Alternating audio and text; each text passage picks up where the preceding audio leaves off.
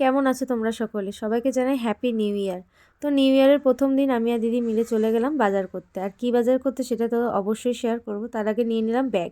তো দিদি আর আমি চলে গেলাম বাজারে। বাজারে গিয়ে একটা কাতলা পছন্দ হলো। তো এটা খুবই জ্যান্ত কাতলা, সেটাই নিলাম আমরা।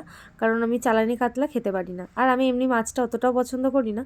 তাও মাছটা অনেক দিন পরে নিলাম, এটাই। তো দিদি আর আমি চলে গেলাম মাছ কিনে, তারপরে গেলাম আমাদের মেন মাছ বাজারে।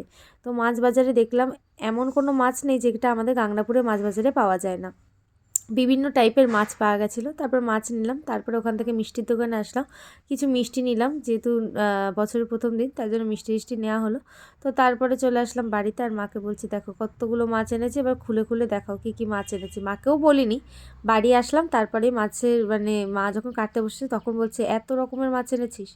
তো যাই হোক, প্রথমে এনেছিলাম কাতলা, ভেটকি, পাবদা আর চিংড়ি ছিল। তো হচ্ছে কি আরেকটা প্যাকেটেও ছিল, সেটা তোমাদের সাথে শেয়ার করা হয়নি। ব্লগটা কেমন লাগলো অবশ্যই কমেন্ট করে